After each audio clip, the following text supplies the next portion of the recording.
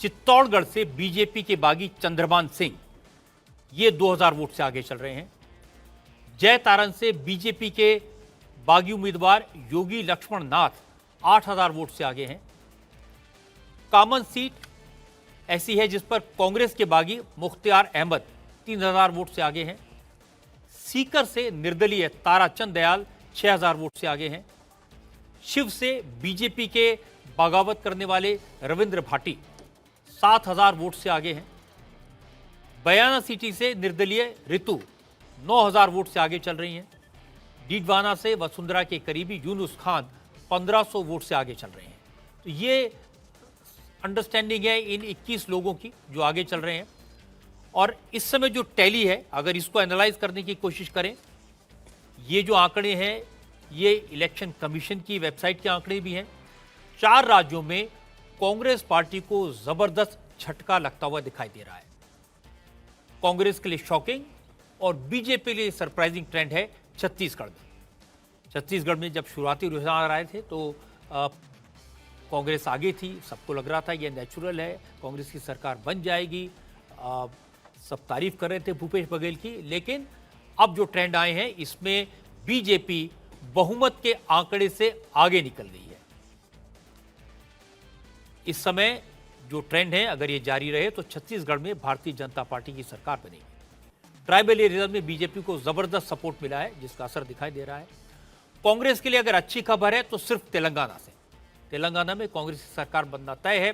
कांग्रेस के लिए मध्य प्रदेश और राजस्थान से भी बुरी खबर है। मध्य प्रदेश में कांग्रेस की सारी उम्मीदों पर पानी फिरता दिखाई दे रहा है।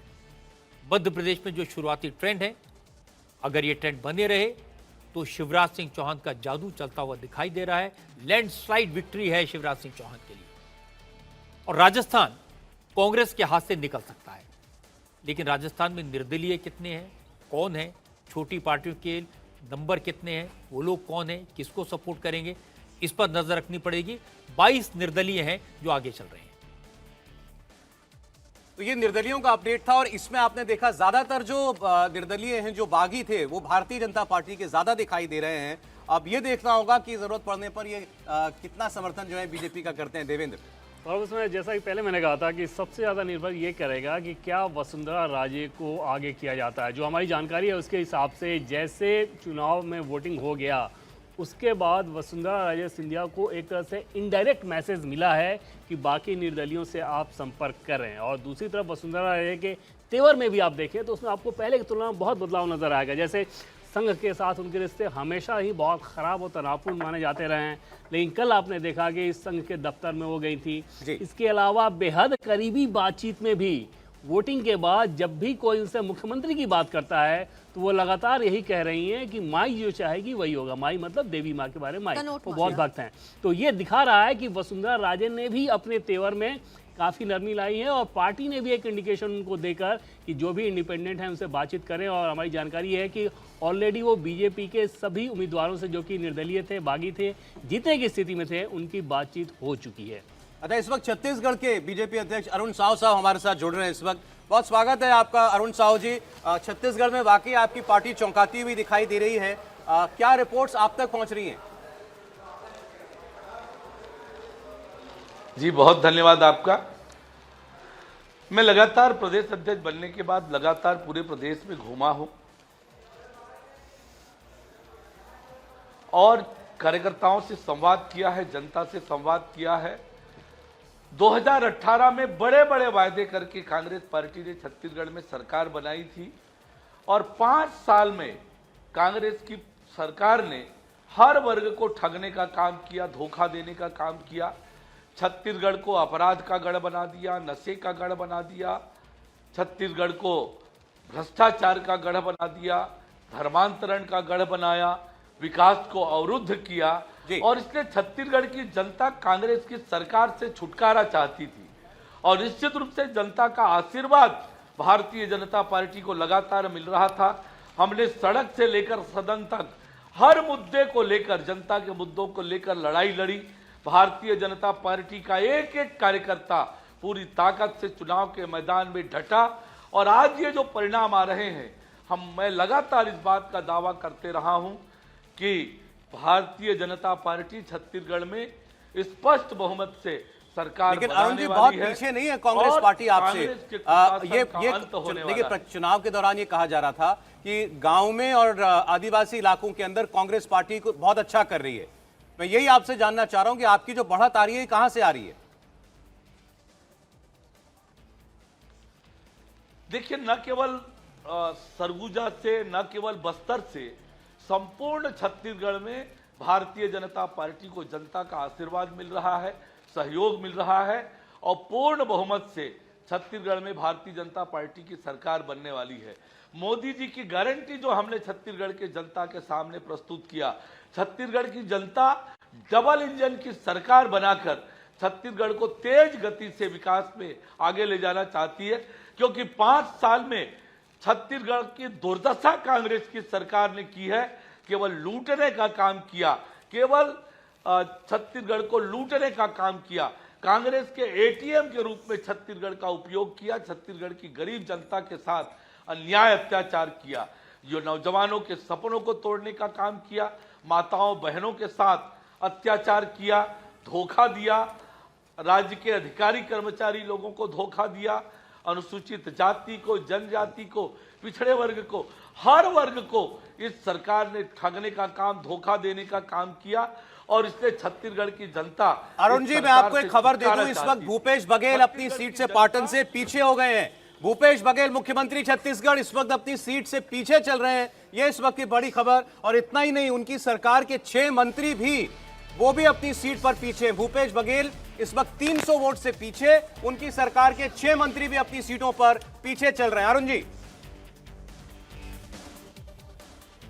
जी, भूपेश बघेल जी भी पाटन से हारने वाले हैं।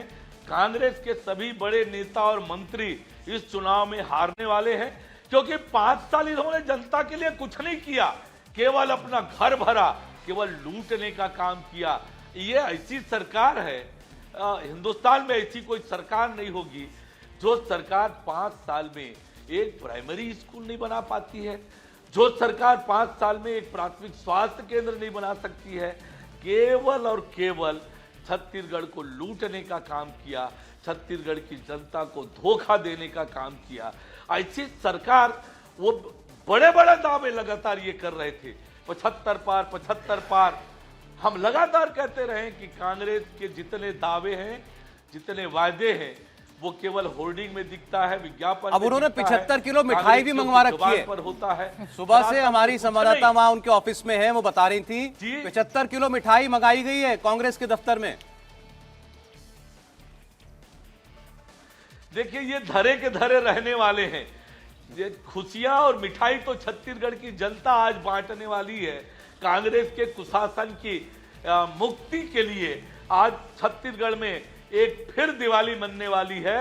नरेंद्र मोदी जी ने जो गारंटी प्रस्तुत किया, नरेंद्र मोदी जी ने जो छत्तीसगढ़ की जनता को भरोसा दिलाया है, छत्तीसगढ़ की जनता मोदी जी को बहुत प्यार करती है, बहुत स्नेह करती है, बहुत सम्मान करती है, क्योंकि छत्तीसगढ़ की जनता को भरपूर आशीर्वाद मोदी जी का लगातार मिला है। जी, थोड़ी देर में फिर आपसे बात करते हैं। देखिए, अभी तो रुझान चल रहे हैं और अभी अंतर तो दिखाई दे रहा है 10 सीटों का आप में कांग्रेस में, लेकिन चूंकि फासला नजदीकी भी हो सकता है कुछ सीटें बहुत कम मार्जिन से आगे पीछे चल रही हो, तो थोड़ा देर और इंतजार करके फिर आपसे दोबारा आपसे बात करेंगे। बहुत शुक्रिया अरुण साहू जी। ये बीजेपी के प्रदेश अध्यक्ष हमसे बात कर रहे थे, उनको पूरा एतबार है कि वो बड़े मार्जिन से अपनी सरकार बनाएंगे, बड़े मार्जिन से ना सही, छोटे मार्जिन से ही। अगर छत्तीसगढ़ में बीजेपी की सरकार बनती है तो ये अपने आप में एक सरप्राइज होगा, एक आश्चर्य की बात होगी। देखो सौरभ, ये अगर बीजेपी के पॉइंट ऑफ व्यू से देखें तो मध्य प्रदेश पे लैंडस्लाइड, राजस्थान में सरकार बनने के करीब और छत्तीसगढ़ में सरकार बनाना और तेलंगाना में 13 सीटों पर आगे चलना, ये चारों प्रदेशों में बड़ी जीत मानी जाएगी, ये बड़ी सफलता मानी जाएगी। ये नरेंद्र मोदी का जो जादू है इन 4 राज्यों में कितना है, उसका असर इसमें दिखाई देगा।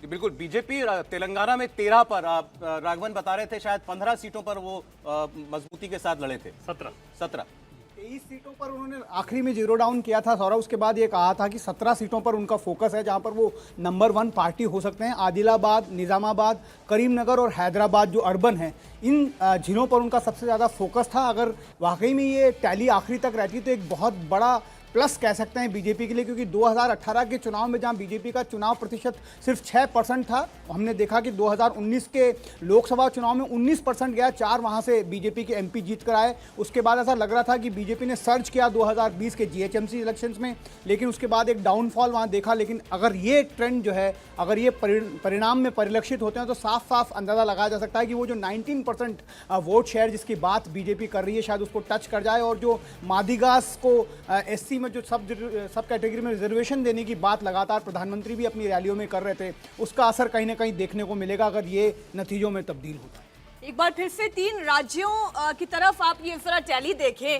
राजस्थान में बीजेपी कंफर्टेबल विन करती हुई नजर आ रही है। अगर यही रुझान नतीजों में परिवर्तित होते हैं, 70 पर कांग्रेस आगे जा रही है। कांग्रेस सिर्फ तेलंगाना में एक आगे दिखाई दे रही है, और वो भी बहुत कंफर्टेबल नहीं। 61 सीट्स हैं, 60 मेजोरिटी की का मार्जिन है, और इतना एंटी इनकम्बेंसी होने के बाद, इतना हाई लेवल कैंपेन होने के बाद भी अगर बीआरएस को 40 सीटें मिली हैं, बड़ी बात है।